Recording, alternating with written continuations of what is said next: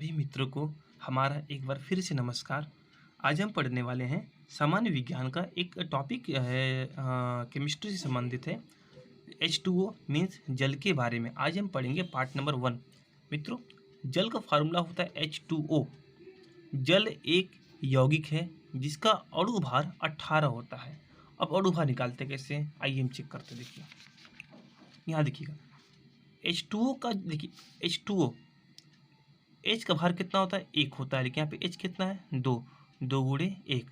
ओ का भार कितना होता है, 16। तो 2 गुणे 1 प्लस 16, तो ये 2 प्लस 16 कितना हो गया, 18। तो H2O का अणु भार कितना हो गया, 18। मित्रों, एक बात और, अणु भार का कोई मात्रक नहीं होता है, इसलिए ध्यान दीजिएगा।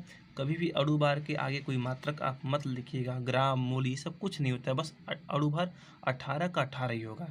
ठीक। दूसरी बात, H2O का नाम क्या होता है। H2O का नाम होता है, इसे हम जल तो कहते हैं, लेकिन H2O का नाम होता है डाई हाइड्रोजन ऑक्साइड। क्या होता है, डाई, H2 है तो डाई, डाई हाइड्रोजन ऑक्साइड।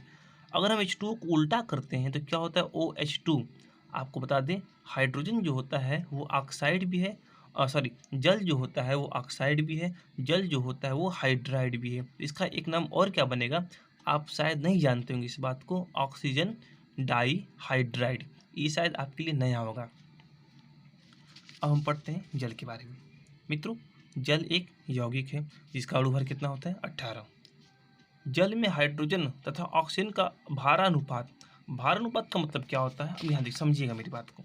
भारानुपात का मतलब होता है, ये H हो गया, ये 2, ये O।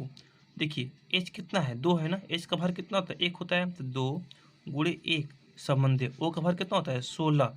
तो अब बताइए, इसे कटेगा, जब कटे तो कितना आएगा, 1 संबंधे 8 आ जाएगा। समझ में आ रहा है। तो जल का भारा जो अनुपात होता है 1 संबंधे, देखिए हमने यहाँ लिखा भी है, 1 संबंधे 8 होता है। और जल में हाइड्रोजन और ऑक्सीजन का आयतन के हिसाब से इसका अनुपात 2 संबंधी 1 होता है, क्योंकि यहाँ पे H कितना है, 2, O कितना है, 1, 2 संबंधी 1। नंबर 3, जल जो होता है वो पदार्थ की तीनों अवस्थाओं, ठोस, द्रव और गैस, तीनों अवस्थाओं में पाया जाता है। नंबर 4, शुद्ध जल विद्युत का कुचालक होता है। मित्रों, शुद्ध जल एक्चुअल में हम लोग जो पानी पीते हैं वो एकदम प्यूरिफाई पानी नहीं होता, याद रखिएगा। हम लोग जो पानी यूज करते हैं वो शुद्ध जल नहीं होता है। शुद्ध जल वर्षा का जल होता है। शुद्ध, आप जो लैब से जो आप जल प्राप्त करते हैं वही हमारा शुद्ध जल होता है। शुद्ध जल होता है विद्युत का कुचालक होता है, क्योंकि इसमें किसी प्रकार का कोई आयन उपस्थित नहीं होता है। आयन का मतलब पॉजिटिव और नेगेटिव। जबकि अम्लीय जल जो होता है विद्युत का कुचालक सुचालक होता है। मतलब हम जो जल यूज करते हैं इसमें करंट आ सकता है, लेकिन जो प्यूरिफाइड जो जल होता है उसमें करंट हमारा नहीं आता है। नंबर 5, 4 डिग्री सेंटीग्रेड ताप पर जल का घनत्व अधिकतम होता है, इसको याद रखिएगा। और आयतन क्या होता है, न्यूनतम होता है। प्रश्न पूछता है किस ताप पर जल का घनत्व अधिकतम होता है, तो 4 डिग्री सेंटीग्रेड पर। किस ताप पर जल का आयतन न्यूनतम होता है, 4 डिग्री सेंटीग्रेड ताप पर। नंबर 6, शुद्ध जल का क्वथनांक 100 होता है। मित्रों याद रखिएगा, जो जल हम यूज करते हैं उसका जो क्वथनांक 100 से कुछ ऊपर होता है, कुछ पॉइंट में कुछ ऊपर होता है, लेकिन जो एकदम प्यूरिफाइड जो वाटर होता है उसका जो क्वथनांक, जो BP होता है, जो बॉइलिंग पॉइंट होता है, जो उबलने का क्वथनांक होता है वह 100 होता है। तथा द्रवणांक, द्रवणांक जो होता है वह 0 डिग्री सेंटीग्रेड होता है। ठीक। नंबर 7, 0 डिग्री सेंटीग्रेड ताप पर जल जो होता है बर्फ में परिवर्तित हो जाता है। किस ताप पर, 0 डिग्री सेंटीग्रेड ताप पर। नंबर 8, वर्षा का जल सर्वाधिक शुद्ध जल होता है। प्रश्न पूछता है कि सबसे शुद्ध जल किसका होता है, तो वर्षा का जल होता है। नंबर 9, मित्रों आप जानते हैं कि हमारी पृथ्वी पर सबसे पानी की मात्रा बहुत ज़्यादा है। आपको बता दें, संपूर्ण जल का, हमारी पृथ्वी पर संपूर्ण जल का 97%, आप जानते हैं कि पृथ्वी पर 1/3 पानी, 1/3 से अधिक पानी, 1/3 से अधिक नहीं, सॉरी, 3/4 पानी है। तो संपूर्ण जल का 97% समुद्र में, तथा मात्र 3% जल ही पीने योग्य होता है। आप समुद्र के पानी को हम पी नहीं सकते, क्योंकि इसमें लवण की मात्रा काफ़ी ज़्यादा होती है। नंबर 10, जल का बर्फ व वाष्प में परिवर्तन भौतिक परिवर्तन के अंतर्गत आता है। प्रश्न पूछता है कि जल ठोस से बर्फ में, जल जो होता है बर्फ से द्रव में आ गया या द्रव से बर्फ में चला गया या वाष्प में चला गया, तो ये कैसा परिवर्तन है? ये भौतिक परिवर्तन है। इसमें जल का स्ट्रक्चर बॉन्ड बिल्कुल नहीं बदलता है, इसलिए ये भौतिक परिवर्तन के अंतर्गत आता है। नंबर 11 पर जल का डाई इलेक्ट्रिक स्थिरांक। मित्रों, डाई इलेक्ट्रिक स्थिरांक का मतलब होता है किसी पदार्थ को अपने अंदर घोलने की क्षमता। तो जल का डाई इलेक्ट्रिक स्थिरांक सबसे अधिक होने के कारण जल को हम सार्वत्रिक विलायक भी कहते हैं। प्रश्न पूछता है कि किस पदार्थ को सार्वत्रिक विलायक कहा जाता है? तो जल को। हाँ, एक बात और यहाँ पे मैंने छोड़ दिया हूँ। एक प्रश्न ये पूछता है कि जल का डाई इलेक्ट्रिक स्थिरांक का मान कितना होता है? तो मित्रों, आपको बता दें, जल का डाई इलेक्ट्रिक स्थिरांक का जो मान होता है वो 13.6 होता है। 13.6, आप इसे याद रखे रहिएगा।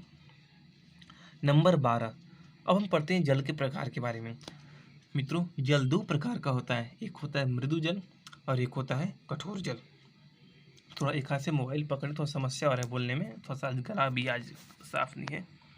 एक होता है मृदु जल, एक होता है कठोर जल। मित्रों, जो जल साबुन के साथ झाग देता है उसे कहते हैं मृदु जल। जो जल साबुन के साथ झाग उत्पन्न नहीं करता है या आसानी से नहीं देता है उसे कहते हैं कठोर जल। इस कठोर जल में कैल्शियम और मैग्नीशियम के क्लोराइड, सल्फेट, बाइकार्बोनेट घुले होने के कारण ये कठोर जल जो होता है वह साबुन के साथ झाग उत्पन्न नहीं करने देता है। उम्मीद करते मित्रों मेरा वीडियो आपको समझ में आ रहा होगा। अगर कोई भी क्वेश्चन कहीं से फंसता है, कुछ समझ में नहीं आता है, तो आप कमेंट बॉक्स में लिखिएगा। आप बेफिक्र होकर बिना कुछ सोचे समझे आप लिखिएगा, मैं उस कमेंट को पढ़ूंगा, उसका आंसर आपको देने का प्रयास करूंगा। एक बात और, कठोर जल पीने के योग्य नहीं होता है क्योंकि इसमें घुले लवण स्वास्थ्य के लिए हानिकारक होता है। इसमें कैल्शियम और मैग्नीशियम के जो क्लोराइड, सल्फेट, जो बाइकार्बोनेट होते हैं, जो लवण होते हैं, वह स्वास्थ्य के लिए हानिकारक होते हैं। जल की कठोरता। मित्रों, जल की कठोरता दो प्रकार की होती है, एक अस्थायी होता है, एक अस्थायी होता है, एक स्टेबल, एक अनस्टेबल। मित्रों, जल की जो अस्थायी कठोरता जो होती है वह परीक्षा में पूछता है कि जल की अस्थायी कठोरता किसके कारण होती है? तो कैल्शियम और मैग्नीशियम के क्लोराइड व सल्फेट लवण घुले होने के कारण होती है। सोडियम कार्बोनेट, इसका नाम सोडियम कार्बोनेट है, सोडियम कार्बोनेट को मिलाकर अस्थायी कठोरता दूर की जाती है। तो प्रश्न पूछता है कि किस पदार्थ को मिलाने से जल की अस्थायी कठोरता दूर हो जाती है? याद रखिए, सोडियम कार्बोनेट। अब आते हैं अस्थायी।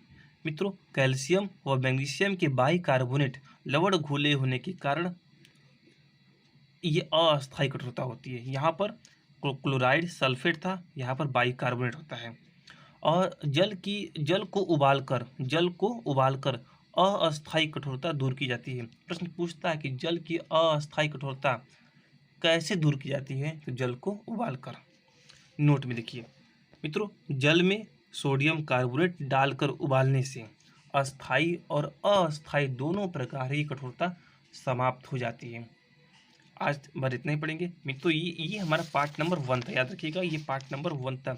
शेष हम पार्ट नंबर 2 में जल के बारे में और पढ़ेंगे, फिर ये पार्ट हमारा समाप्त हो जाएगा। मित्रों, उम्मीद करते हैं मेरा पढ़ाया हुआ आपको समझ में आ रहा होगा। जो रेलवे की एसएससी की परीक्षाओं के लिए प्रश्न पूछता है, इससे बाहर क्वेश्चन परीक्षाओं में नहीं पूछेगा। अगर क्वेश्चन आएगा तो वीडियो पसंद आए तो लाइक करें, सब्सक्राइब जरूर कीजिएगा और शेयर जरूर कीजिए। हाँ, एक बात और, यदि कोई भी प्रश्न आपको समझ में नहीं आता है, आप बेफिक्र, बिना सोचे, बिना समझे आप कमेंट बॉक्स में लिखिए।